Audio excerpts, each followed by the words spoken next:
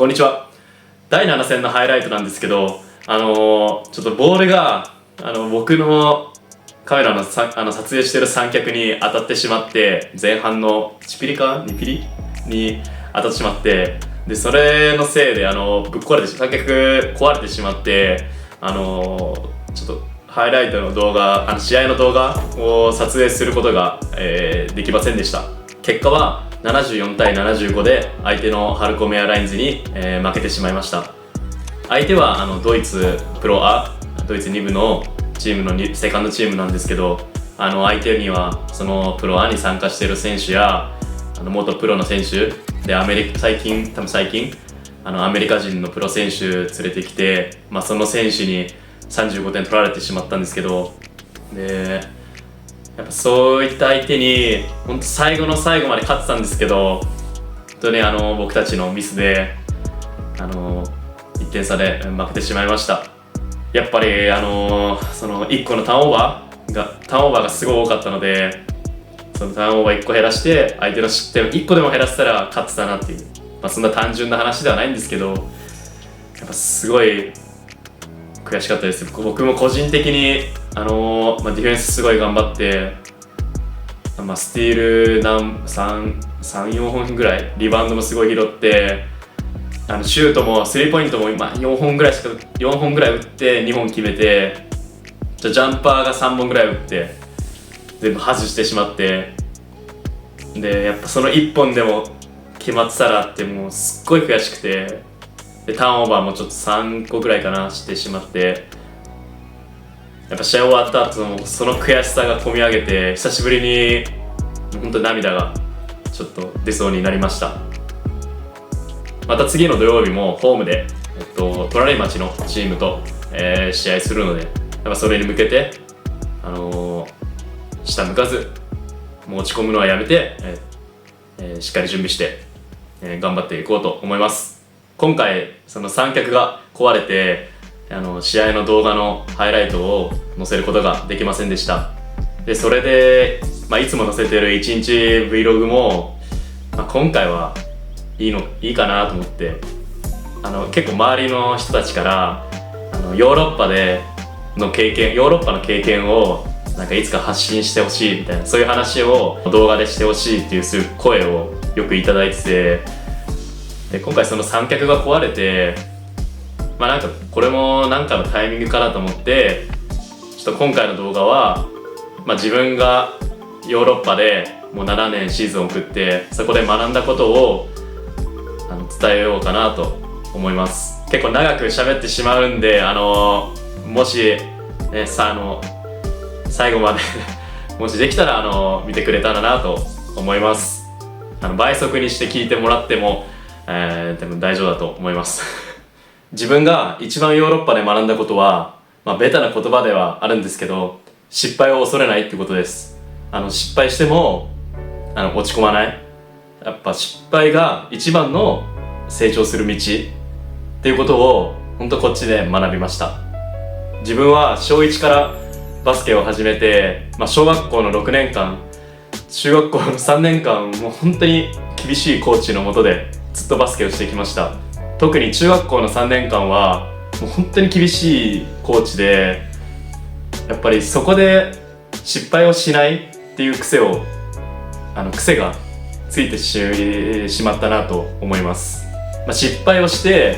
もう本当怒られるのがすごい嫌だったんで、やっぱそれを恐れて、やっぱ失敗をしないプレーをずっとやってきたっていう癖がやっぱり、こっちに来てすごい感じます。それで高校の3年間は、自分はインターハイ出てたり、国体にも選ばれたりしたんですけど、やっぱバスケが上手くて国体に選ばれたとかじゃなくて、本当に誰よりも声出してディフェンス頑張るからやっぱ選ばれたりして、もう本当これミニバス中高大学までもうね、本当日本ではもうみんなに下手くそって言われてきて、でやっぱりその原因はやっぱ自分がやっぱ失敗をしないプレーをずっとしてきて、高校でもその癖でやっぱりミスをするのを恐れてドリブルしなかったりとか、もうほんともらってシュート、あとディフェンス頑張る、やっぱそこだけにやっぱそういうバスケットをずっとしてきちゃったなって思います。で僕は本当ミニバスから本当練習がない日とか空いてる時間があればもうすぐ外に行って、ボールついてお使い行く時も片手でドリブルしたりとか、もう小中、高校もずっとずっとバスケしてきました。もう高校も練習終わったらすぐ山奥の体育館に行ってシューティングしたりとか、バスケにかけてきた時間は本当に誰よりもあると思うんですけど、それでも上手くなれなかったっていうのはもうその原因は絶対自分が失敗を恐れてバスケをしなかったっていうのがもう今わかります。で大学は1対1の技術が上手くなりたいって言って明星の英二さん柴山コーチの下でバスケすることを選んで、ずっとそのミスを恐れてきた分その技術が何も身につかなかったので、他の高校でやってきた無名だけどすごい上手い選手、先輩にも同期にも後輩にもいて、やっぱそういう選手にやっぱ勝つことができなかった、勝つというか全然その子たちより上に行くことはできなかったですね。4年間4年間すごいもうバイトばっかりしてもう学費自分で払ってたんでそれを払うのにバイトするのでいっぱいいっぱいだったんですけど、でもそれでも空いてる時間は自分の同期のレオっていう、僕の代のキャプテンだったんですけど、そのレオと一緒に夜中まで代々木公園でバスケしたりとか、バイト帰りその時間を使おうと思って電車を使わないでドリブルついて帰ったりとか、夜中までどっか駐車場とかスーパーのガラス見ながらドリブルしたりとか、そういうこともして、でもやっぱり小学校の6年間、中学校の3年間、高校の3年間だから12年間か失敗する、ずっと失敗しないバスケをやってきたから、大学の4年間はやっぱそれが出て、やっぱ英二さんのバスケしたくて明星大学選んだけど、やっぱそれを表現することができなくて、やっぱ試合に出ることはあんまり、ありませんでした。それでも英二さんは自分がそういうバスケしてる練習してるのを知ってたんで、その大学の体育館でなんか練習たまに一人でしてる時とかなんかわかんないけど英二さんはよくそういうの知ってて、最後英二さんにお前バスケ続けるんだろうって言われて、続けますっつって、本当に下手っぴで何もチームに貢献できなくてすいませんでしたって謝ったら、そんなことないって言ってくれて、苦しかったけど絶対続けたら絶対勝つからっていう、もう大学最後の引退した時にそう言ってくれて、4年間やっぱ悔しかったけど、でもそうやって試合にも出れなかったけど、でもそう言ってくれてすごい嬉しかったし、日本で本当に下手くそっていう人しかあんまりいなかったから、応援してくれる人もいたけど、国体の練習で呼ばれた時に練習が一通り終わって、で最後のスリーメンできついスリーメンで練習締めるって聞いた時に、コーチで来てる先生の方から「おい横山」っつって「やっとお前の出番が来たな」っつって「お前この最後の練習のスリーメンのために今日ここまでこの練習来たんだよな」って言われて、そういうのもすごい笑ってごまかしてたけど、でもすごい悔しかったし、でもその原因は本当に自分が失敗しないバスケを選んできて、やっぱ勝ち負けを優先して、勝ってことも良かったけど、そういう勝ち負け優先して失敗を恐れて新しいことにチャレンジしなかった自分のせいだなって今すごいこっち来て思います。アイルランドの最初のシーズンはもうコーチにずっと「もうお前ガンガンやれ」みたいな、絶対大丈夫だからっつっていつも励ましてくれてて、挑戦すること、チャレンジすることになんかすごい応援してくれてて、僕がミスしても次いけるから、次大丈夫だからっていつも励ましてくれてて、そのすごい本当にありがたかったし、チームメイトももう絶対下向くなっていつも言われてて、ミスしても次みたいな、次うまくいくってすごい励ましてくれて、本当にそれありがたかったし、僕の2年目のザルツブルグのシーズンが多分もう転機というか、セルビア人のコーチだったんですけど、僕の英語もその時全然だったし、もう初日からずっとそのコーチに怒られてて、なんかポイントガードのように何もできない、何も知らないとか、なんかもう観光に来ただけの日本人とかなんかすごい言われてたんですけど、もう日本帰ろうかなとかもう厳しすぎてもうダメだとか思ってたんですけど、でも本当にでもコーチは僕に怒るけど、いつも怒る時にどうしてうまくいかなかったとか、やっぱそういう説明を一緒にしてくれてて、いつもでそこに食らいついていって、シーズンが終わった後そのコーチにお前にどんどん厳しく指導するとどんどん上手くなるから、だからいつも厳しく接したみたいな、いつもこの上手くなるところを見て本当に嬉しかったって言われて、ザルツブルクのその2年目は自分の中でたくさんトライして、たくさんチャレンジして、でたくさん失敗したけど、その失敗のおかげで上手くなれたなって、バスケットを知ることができたなってすごい思います。ヨーロッパに来てもう本当にキャリアを持った選手たちと対戦することができたり、チームメイトとして一緒にプレーしたり、特に昨シーズンの相手のポイントガードたちは本当チェコの一部だったり、スロベニアの元アンダー18の選手だったり、やっぱそういう選手に対してこんな僕が普通に互角に戦えて、その戦うことができたおかげはやっぱりこっちに来てたくさん新しいことにチャレンジして、もう失敗して、その失敗から学んだおかげかなと思っています。こっちのコーチたちはもう本当に下手くそなんて言わない、選手に対して下手くそとか言わないし、その下手くそ、多分日本で下手くそっていうそういうことを言う代わりに、今のこうした方がいいとか、もっとこうした方がいいよ、次はこうしようねとか、その練習しようねっていう、そういう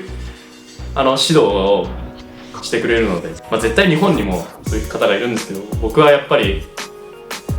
そういう下手くそっていう人たちにたくさん会ってきたので、もう7年こっちに来て、多分7人以上のコーチ、アシスタントコーチとか、やっぱ、チームメイトもたくさんバスケ僕に教えてくれたし、で誰一人としてやっぱり僕に下手くそだか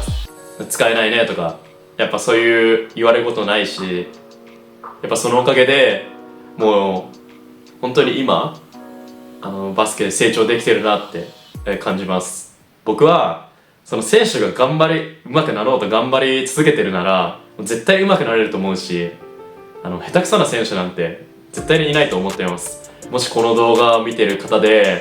もう俺は下手くそだからやめようとか、センスがねえなとか思ってる方がいたら、もう絶対そんなことないって言いたいです。どんどんチャレンジして、でそのチャレンジしたことでもしかしたら B チームに落ちたりとか、結果が出なくて落ち込んだりすることもあるんですけど、でも絶対その失敗したことは次のステップだと僕は思ってるので、全く落ち込む必要はないし、僕はその中学校本当勝ちだけに率先して、高校もそうでしたけど、本当に失敗しないバスケをずっともう怯えながらバスケをしてきて、やっぱそのせいで上手くなれる時間をやっぱ僕は逃してしまったので、でも仮に B チーム C チームに落ちても落ち込まないでって、もうそんな関係ないからどんどんチャレンジして失敗して、でその失敗をポジティブに捉えて次のステップにしようって、そういう考え方にしようってアドバイスしたいです。ザルツブルクのコーチからはディミっていう最初のシーズンで一緒にプレーして、去年のシーズンはコーチで一緒に戦った仲間なんですけど、そのディミからはお前はもうバスケ学んだのが遅すぎる、でもまだまだ上手くなれる要素があるから頑張ろうなっていつも一緒に言ってくれて、やっぱそういう声掛けを自分と似たような境遇経験している方がいたらそのメッセージを送ってあげたいです。僕が言える身分とか偉そうにそんな全然言えないですけど、本当に失敗して頑張り続けたら僕みたいにヨーロッパでやっぱずっとバスケできてお金ももらえて家とかももらえて、やっぱそのレベルまでは絶対いけるんで、僕がいけたんで、もうどんどん失敗してチャレンジしていってください。そしてこの動画を見てくださってる方で、もしどっかチームの指導者とか、サッカーでもバスケでもコーチの方がいたら、僕からの本当にお願いなんですけど、特に日本の若手育成年代を教えてるコーチに本当にお願いしたいことがあって、絶対選手に対してお前は使えねえとか下手くそとか失敗したから正座とか失敗したからコートの端に立ってろとか、絶対そういうことはしてほしくないです。ヨーロッパ全員が全員ってわけじゃないんですけど、僕が教わったコーチのように、もし子供が失敗したらその失敗した理由をちゃんと教えて、次はこうやったらうまくいくっていう指導をしてほしいです。ミスして何か罰を与えると絶対に子供はビビってしまう。特に日本人、僕たちはすごい真面目で、どこの国に比べても絶対ストイックな人間だと思うし、新しいことに、脳と体が慣れるというかついてくるにはやっぱ時間かかると思うんで、やっぱりどんどんチャレンジさせて、やっぱそのミスしたこととかに対して教えてあげれば、もう絶対その脳と体が追いついてきて上手くなれると。その時間は多分個人差は絶対変わると思うんですけど、そこをしっかり見守ってあげてほしいなと思います。そうすれば僕はもっと日本のスポーツはもっともっと盛り上がると思ってるし、ヨーロッパの国僕が見てきて、やっぱ僕が日本人で本当に良かったと思ってるし、僕たちの頑張る力はもう本当にどこの国よりも一番だと思ってるし、どんどん挑戦するってことをコーチたちによって抑えられたくないです。子供の時からどんどんチャレンジして失敗してもいいんだよ、次のそれは成長する過程だからどんどんチャレンジしようっていうそのマインドでいけば、僕たちは絶対もっと上に行けると思ってるし、本当将来はヨーロッパでもっとプレーする日本人が出てくるかもしれないし、 NBA に行く選手ももっともっと出てくるかもしれないし、僕はそう思いました。子供なんてみんな可能性持ってると思ってるし、その子供の自分一人一人の物差しで上手くなれる可能性があって、でその可能性をそういう